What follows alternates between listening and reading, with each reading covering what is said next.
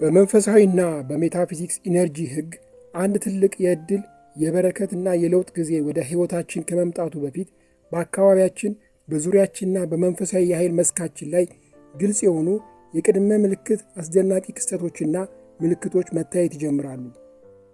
እነዚህ ምልክቶች ከታዩ ለዚያ ሰው በእርግጠኝነት ወደፊት ትልቅ ዕድልና አዲስ የስኬት ጎዳና ይከፈትለታል።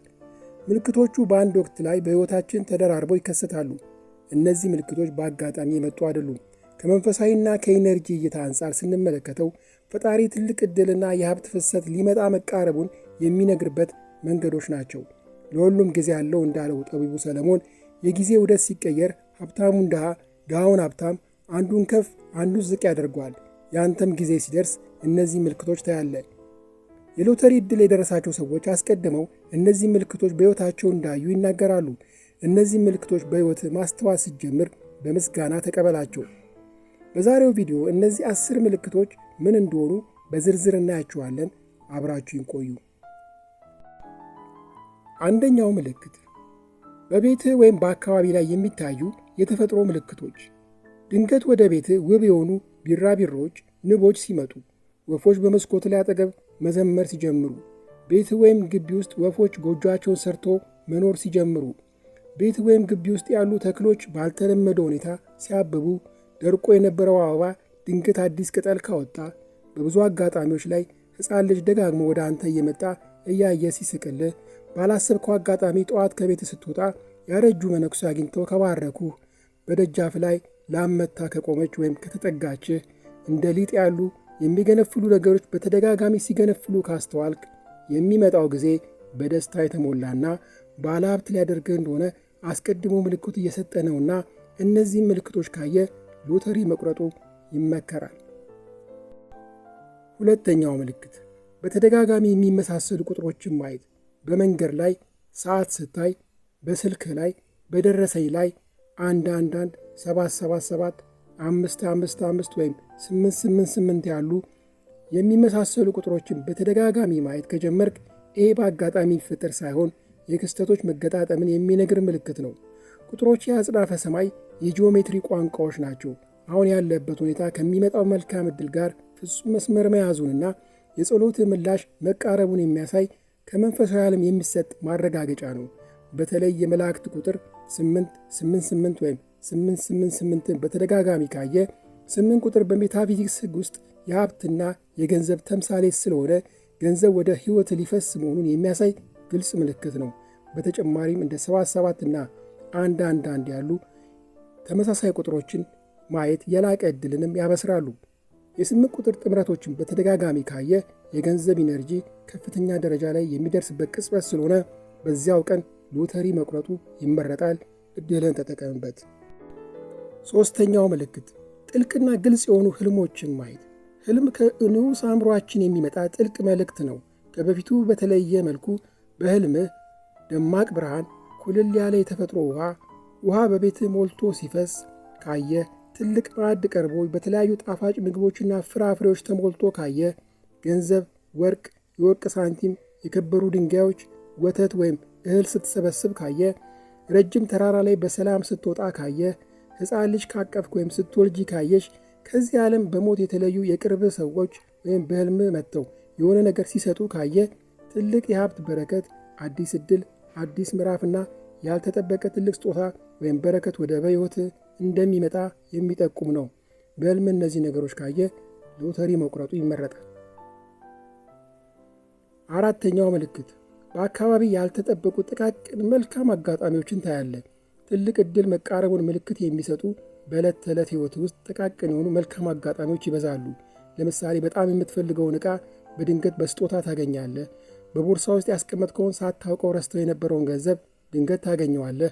ወደ ካፌ ስገባ በተደጋጋሚ የሚጋብዝህ የሚከፍልልህ ሰው ታገኛለህ። ጥቃቅን ዕጣዎችን ወይም ዕድሎችን በተደጋጋሚ ታሸንፋለህ።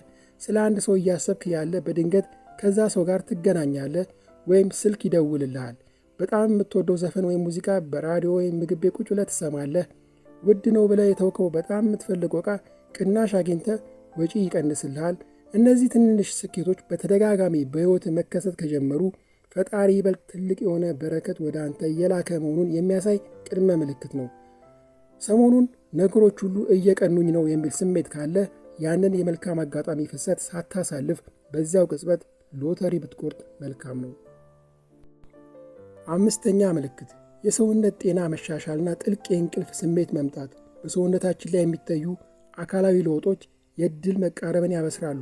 ሰውነትህ ባልተለመደ ሁኔታ ሰላም ሲያገኝ፣ ጉልበት ሲሞላክ፣ ያለምን ልዩ ምክንያት መንፈስን ቅልል ሲለው፣ በጣም ደስተኛዋ ስትሆንና ሁሉ ነገር ይሳካል የሚል እምነት በውስጥ ካደረ ፈጣሪ የዕድል ማዕበል እየላከል ነው።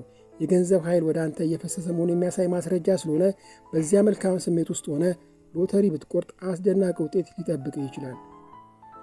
ስድስተኛው ምልክት በቤትና በዙሪያ ያለው ብርሃንና አየር የሆነ መንገድ እየተለወጠ ሆኖ ከተሰማ።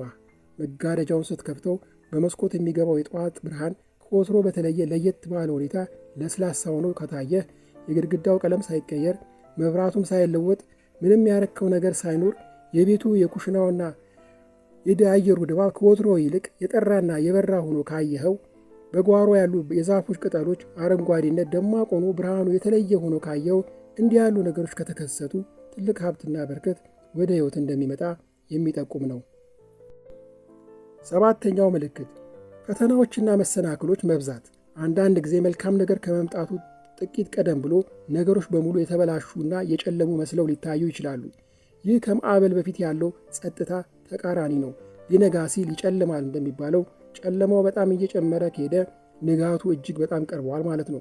ፈጣሪ አዲሱ የሚመጣውን በረከት ለመሸከም እንድትበቃ በትዕግስት እየፈተነ መሆኑን የሚያሳይ ትልቅ ምልክት ነው። ስምንተኛው ምልክት የድሮውና መጥፎ ግንኙነቶችን መራቅ ከጀመርክ። ዋጋ ከማይሰጡ ከማያከብሩና ከማያስቡሉ ሰዎች ጋር ድንገት ካለምንም ትልቅ ጠብ የቅርብ ጓደኞች የምትላቸው ከሕይወት መራቅ ከጀመሩ፣ በአስተሳሰብ በስሜትም ሆነ በመንፈሳዊ ደረጃ ከማይመጡኑ ሰዎች ጋር በራሱ ጊዜ መራራቅ ከተፈጠረ፣ ምንም አይነት ጠብ ወይም ግጭት ሳይፈጠር ቀስ በቀስ በራሳቸው ጊዜ ከሕይወት እየጠፉ ሲሄዱ ካስተዋልክ ለአንተ በረከትና መልካም ጊዜ እየመጣ መሆኑን እወቅ። ዘጠነኛው ምልክት የድሮ ዕቃዎችን የመጣልና የማጽዳት ድንገተኛ ፍላጎት። ድንገት መላውን ቤትህን የማጽዳት፣ ያረጁ አልባሳትን የመጣል ወይም የመለገስና አካባቢን በከፍተኛ ሁኔታ የማስተካከል ፍላጎት ከተሰማ፣ የድብርትና የክብደት ስሜት የሚፈጥሩብህን ነገሮች በሙሉ ማስወገድ ፍላጎት ከተሰማ፣ ወደ ተትረፈረፈ የሀብት ማንነት እየተጠጋ ለመሄድ ስትዘጋጅ ነገሮችን የመልቀቅና ፍላጎት እየጨመረ በመምጣቱ ጉልበትን የሚመጡትን እንደ ሸክም የሚከብዱትንና በውስጥ ምስቅልቅልና ትርምስ የሚፈጥሩብህን ነገሮች በሙሉ መተው ትጀምራለህ። ይህ በአጋጣሚ አይደለም። በትልቅ ለውጥ ዋዜማ ሰው የሚገርም ሁኔታ ማጽዳትና ማስተካከል ግድ ስለሆነ ነው። ይህ ከተፈጠረ ትልቅ የሀብት የበረከት ጊዜ ወደ ሕይወት እንደሚመጣ የሚጠቁም ነው። አስረኛው ምልክት ረጋ ያለና ሰላማዊ አኗኗርን መውደድ ትጀምራለህ። ሰላምና መረጋጋትን ትመርጣለህ። መጣደፍና መሯራጥን ታቆማለህ። ከእንግዲህ መሯራጥ አልፈልግም፣ ሕይወቴ በሰላምና በረጋ መንፈስ እንዲመራ እፈልጋለሁ። በቀን ውስጥ በፍርሃት በጭንቀትና በውጥረት ከመሯራጥ ይልቅ ቀኔን በእርጋታ መዋል እፈልጋለሁ የሚል ስሜት ይፈጠርብሃል። የረጋ ሕይወት ማንነት ውስጥ ትገባለህ። ውጫዊ አካልህ እውነታ ምስቅልቅል ያልተስተካከለና የተበላሸ መስሎ በሚታይበት ጊዜ እንኳን አንተ በዚያ ትርምስ ውስጥ ፍጹም የተረጋጋ ትሆናለህ። ከእውነተኛ ማንነትህ ጋር ፍጹም መስመር ትይዛለህ። ይህ ነገር ከተሰማ ትልቅ የሀብት በረከት ወደ ሕይወት እንደሚመጣ የሚጠቁም ነው። እንግዲህ እነዚህን 10 ምልክቶች በሕይወት ማስተዋል ስትጀምር በውስጥ ያለውን ፍርሃትና የጭንቀት ስሜት ሙሉ በሙሉ አስወግደ በምስጋና ተቀበላቸው። ምስጋና የመልካም ዕድሉን ጉዞ በፍጥነት ይጨምረዋል። በእነዚህ 10 ምልክቶች አማካኝነት የሚመጣውን ጊዜ ለመለየት ያስችልሃል። ዋናው ነገር እነዚህ ምልክቶች ሳያልፉ በጊዜው መጠቀም መቻል ነው እያልኩ እሰናበታለሁ። ሰላሙ